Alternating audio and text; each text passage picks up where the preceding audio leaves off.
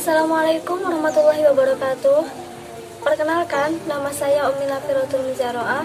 Saya mahasiswi IAIN Tulungagung dari jurusan Manajemen Keuangan Syariah Angkatan 2017 Fakultas Ekonomi dan Bisnis Islam. Pembuatan video ini ditujukan untuk memenuhi salah satu tugas praktik pengalaman lapangan yang dilakukan secara virtual dikarenakan adanya pandemi COVID-19. Sehingga PPL kali ini dilakukan di lembaga-lembaga perekonomian maupun usaha ekonomi yang ada di desanya masing-masing melalui metode observasi dan wawancara. Lembaga PPL yang saya pilih yaitu pada Koperasi Wanita Karunia yang berada di Desa Sukorejo, Kecamatan Karangrejo, Kabupaten Tulungagung. Desa Sukorejo adalah salah satu desa di Kecamatan Karangrejo. Luas wilayah dari Desa Sukorejo adalah 1.662.450 meter persegi yang berada di ketinggian 95 meter di atas permukaan laut. Wilayah dari Desa Sukorejo berada di dataran rendah dengan curah hujan rata-rata 1.600 mm. Jarak dari pusat pemerintahan kecamatan adalah 5 km. Sedangkan jarak dari ibu kota kabupaten atau kota adalah 15 km. Jumlah penduduk dari Desa Sukorejo pada tahun 2017 sebanyak 1.936 jiwa. Jumlah penduduk laki-laki sebanyak 943 jiwa. Sedangkan jumlah dari penduduk perempuan sebanyak 983 jiwa. Desa Sukorejo lahir sejak zaman pemerintah Hindia Belanda, di mana desa ini dulu adalah sebuah pemerintahan Kademangan yang dipimpin oleh seorang Demang. Desa Sukorejo lahir dari penggabungan dua Kademangan kumpul yang mempunyai kesamaan karakter geografis, sosial, dan budaya. Karena kesamaan itulah, maka kedua pemimpin Kademangan waktu itu sepakat untuk menyatukan dua Kademangan tersebut menjadi satu Kademangan yang terus berubah menjadi sebuah pemerintahan desa dan diberi nama Desa Sukorejo. Adapun dua Kademangan itu adalah 1. Kademangan Temon yang sekarang menjadi Dusun Temon. Wilayahnya meliputi Dusun Temon, Dusun Benggolo, Dusun Bendo atau Bukaan, dan Dusun Tutukurang. 2. Kademangan Banaran yang sekarang menjadi Dusun Banaran. Wilayahnya meliputi Dusun Banaran, Dusun Pandean, dan Dusun Beji. Setelah bergabung menjadi Desa Sukorejo, desa dipimpin oleh seorang lurah. Beliau-beliau yang menjadi lurah Sukorejo adalah 1. Bapak Kartowijojo alias Mbah Jengkling. 2. Bapak R. Mujo Prawiro. 3. Bapak Musarif Kosenan. Setelah kepemimpinan lurah ketiga, desa dipimpin oleh seorang kepala desa sampai sekarang.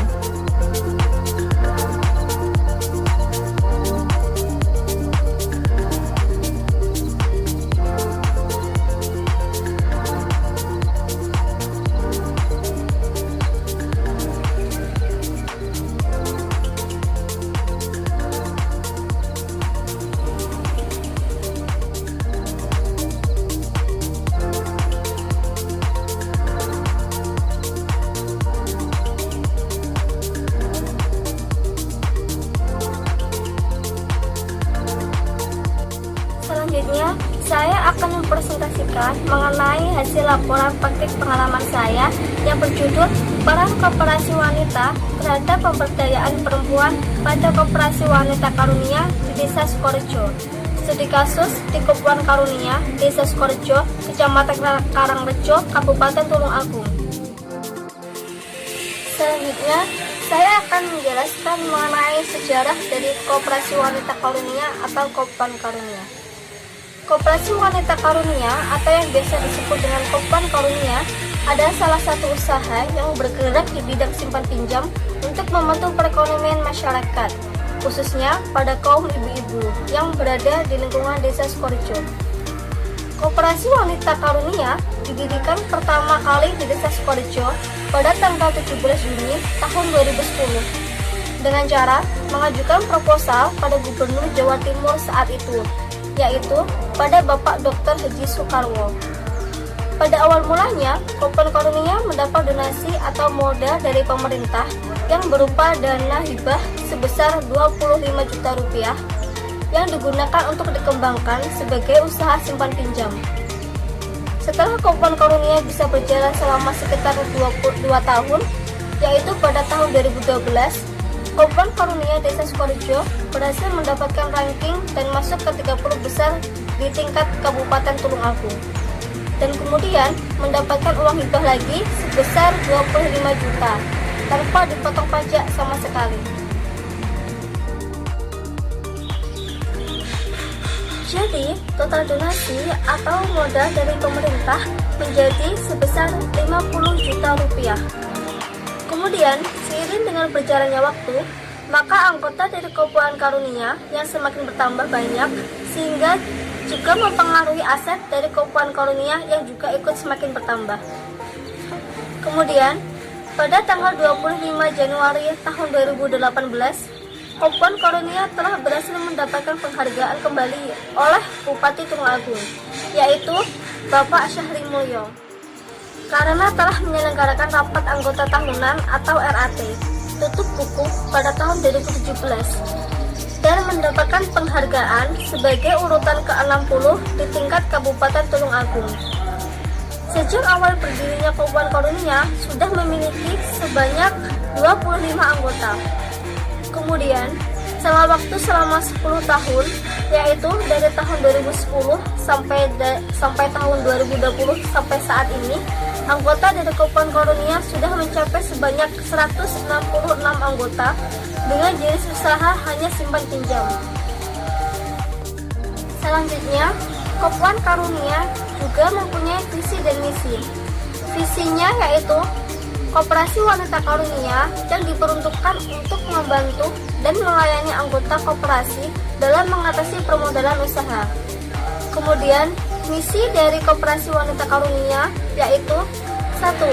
Membantu perekonomian perempuan di bidang ekonomi. 2. Pelayanan terbaik lebih diutamakan untuk anggota. 3. Meningkatkan kesejahteraan anggota. 4.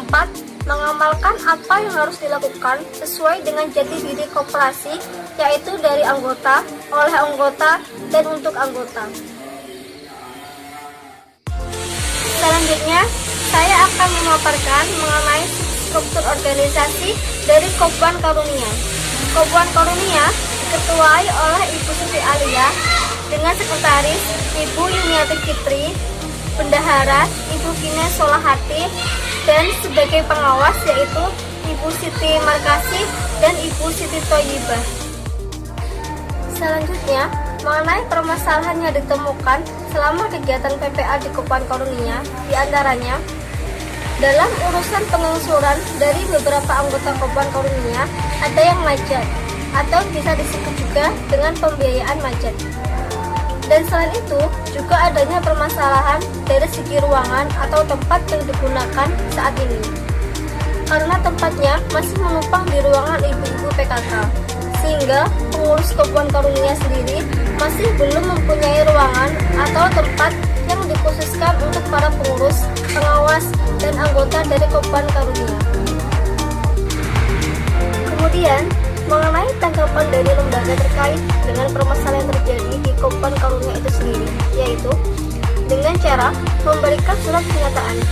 Jadi, bila terjadi masalah seperti pembiayaan macet dari beberapa anggota Kopwan Karunia, maka solusinya dari pihak Kopwan Karunia dengan cara memberikan surat pernyataan langsung kepada anggota yang bermasalah tersebut.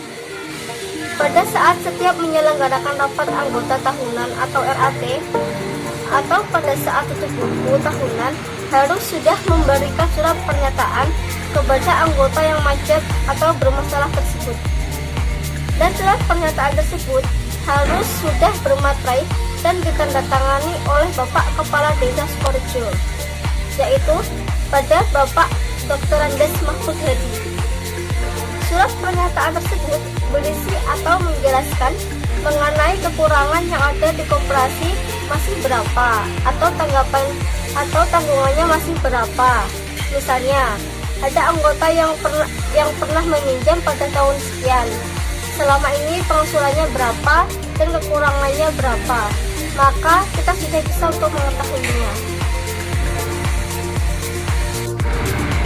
Kemudian, mengenai tanggapan dari lembaga terkait dengan permasalahan yang terjadi di Kopan Karunia itu sendiri, yaitu dengan cara memberikan surat pernyataan. Jadi, bila terjadi masalah seperti pembiayaan macet dari beberapa anggota Kopan Karunia, maka solusinya dari pihak Kopan Karunia dengan cara memberikan surat pernyataan langsung kepada anggota yang bermasalah tersebut. Pada saat setiap menyelenggarakan rapat anggota tahunan atau RAT, atau pada saat tutup buku tahunan, harus sudah memberikan surat pernyataan kepada anggota yang macet atau bermasalah tersebut. Dan surat pernyataan tersebut harus sudah bermaterai dan ditandatangani oleh Bapak Kepala Desa Sukorejo, yaitu pada Bapak Dr. Andes Mahfud Hadi. Surat pernyataan tersebut berisi atau menjelaskan mengenai kekurangan yang ada di koperasi masih berapa, atau tanggungannya masih berapa. Misalnya, ada anggota yang pernah meminjam pada tahun sekian. Selama ini pengasurannya berapa dan kekurangannya berapa. Maka kita sudah bisa untuk mengetahuinya. Selanjutnya, saya akan membahas mengenai koperasi. Yang pertama, ada pengertian koperasi. Pengertian koperasi secara sederhana berasal dari kata ko, yang berarti bersama, dan operation, yang artinya bekerja. Jadi, pengertian koperasi adalah kerjasama. Kemudian, ada pengertian koperasi menurut Undang-Undang Nomor 25 Tahun 1992, yang dimaksud dengan koperasi adalah badan usaha yang beranggotakan orang seorang atau badan hukum koperasi dengan melandaskan kegiatan berdasarkan prinsip koperasi, sekaligus sebagai gerakan ekonomi rakyat yang berdasarkan atas asas kekeluargaan. Koperasi wanita adalah jenis dari koperasi yang bergerak dalam hal perencanaan, organisasi, dan manajemen yang bertujuan untuk meningkatkan pendapatan keluarga dan meningkatkan status sosial mereka. Koperasi wanita memiliki peranan yang cukup berarti jika dilihat dari beberapa hasil studi kasus tentang koperasi yang menunjukkan bahwa keberadaan koperasi tidak hanya menguntungkan pada anggota koperasi, tetapi juga telah berperan dalam penyerapan tenaga kerja dan memberikan tingkat kesejahteraan yang lebih baik. Sesuai yang tercantum dalam pasal 15 Undang-Undang Republik Indonesia Nomor 25 Tahun 1992 tentang perkoperasian, untuk koperasi ada dua, yaitu yang pertama ada koperasi primer.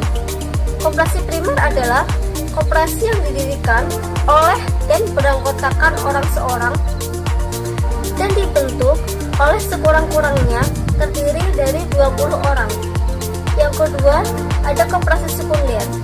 Koperasi sekunder adalah koperasi yang didirikan oleh dan beranggotakan koperasi dibentuk oleh sekurang-kurangnya terdiri dari 3 koperasi. Golongan masyarakat yang berkumpul untuk mendirikan sebuah koperasi.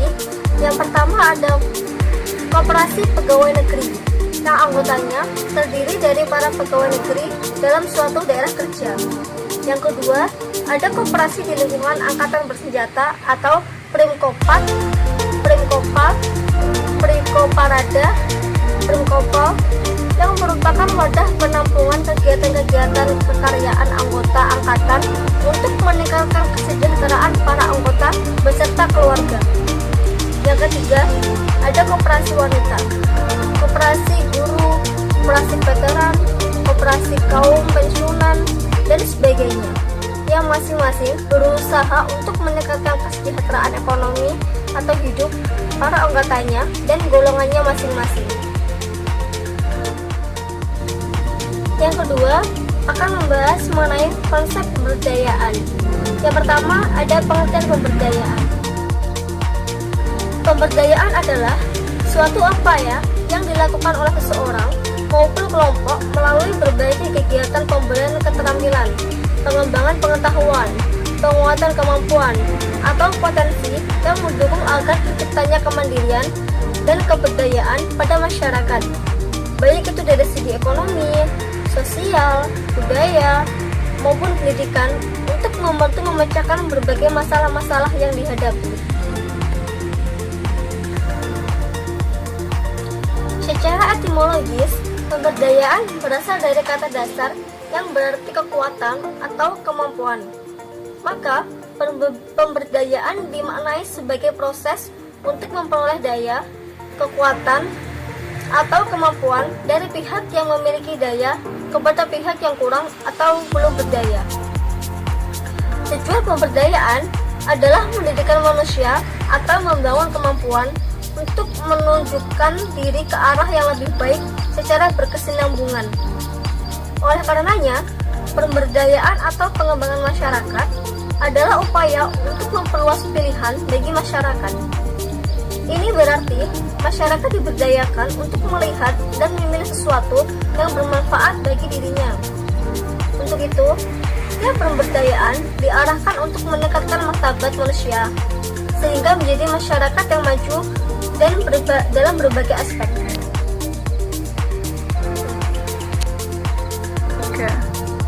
Untuk melakukan pemberdayaan, maka perlu 3 langkah yang saling berkesinambungan antara satu sama yang lainnya. Yang pertama, ada pemihakan. Artinya, perempuan sebagai pihak yang diberdayakan harus lebih di pihak daripada kaum laki-laki. Yang kedua, ada penyiapan. Artinya, pemberdayaan menurut kemampuan perempuan untuk bisa ikut mengakses, berpartisipasi, mengontrol, dengan mengambil manfaat. Yang ketiga, ada perlindungan. Artinya, memberikan proteksi sampai dapat dilepas. Selanjutnya, ada tujuan pemberdayaan perempuan. Pemberdayaan perempuan dilakukan untuk menunjang dan mempercepat tercapainya kualitas hidup dan mitra kesejajaran antara laki-laki dan perempuan yang bergerak dalam seluruh bidang atau sektor. Keberhasilan pemberdayaan perempuan menjadi cita-cita bagi semua orang. Adapun indikator pemberdayaan perempuan adalah sebagai berikut. Yang pertama, adanya sasaran yang memadai guna mendukung perempuan untuk menempuh pendidikan semaksimal mungkin. Yang kedua, adanya peningkatan partisipasi dan semangat kaum perempuan untuk berusaha memperoleh dan mendapatkan pendidikan serta pengajaran bagi diri mereka. Yang ketiga, ada meningkatkan jumlah perempuan untuk mencapai jenjang pendidikan tinggi, sehingga dengan demikian perempuan mempunyai peluang yang semakin besar dalam mengembangkan karir sebagaimana laki-laki. Yang keempat, adanya peningkatan jumlah perempuan dalam lembaga legislatif, eksekutif, dan pemerintahan. Yang kelima, peningkatan keterlibatan aktif perempuan dalam kampanye pemberdayaan pencegahan terhadap perempuan. Yang terakhir yaitu kesimpulan. Berdasarkan kegiatan praktik pengalaman lapangan atau PPL yang telah penulis lakukan, seperti yang sudah dibahas dalam pembahasan yang sebelumnya, maka dapat disimpulkan bahwa peran koperasi wanita terhadap pemberdayaan perempuan pada Koperasi Wanita Karunia di Desa Sukorejo, studi kasus di Kopuan Karunia, Desa Sukorejo, Kecamatan Karangrejo, Kabupaten Tulungagung, yaitu terutama untuk koperasi mandiri sejauh ini sudah berkembang dan berjalan dengan baik. Sudah tergolong sejahtera dikarenakan peran dari Kopuan Karunia untuk memberikan pinjaman modal pada anggota yang memiliki usaha, sehingga bisa berguna untuk membantu dalam meningkatkan jumlah pendapatan. Kopuan Karunia mempunyai kekuatan atau kelebihan yang lebih tinggi jika dibandingkan dengan kekurangan atau faktor kelemahan. Dan untuk kedepannya, Kopuan Karunia dirasa mempunyai peluang yang cukup besar jika dibandingkan ancaman yang nantinya akan timbul. Sekian presentasi dari saya. Apabila ada kurang dan lebihnya saya mohon maaf. Wallahul muwaffiq ila aqwamit thoriq. Assalamualaikum warahmatullahi wabarakatuh.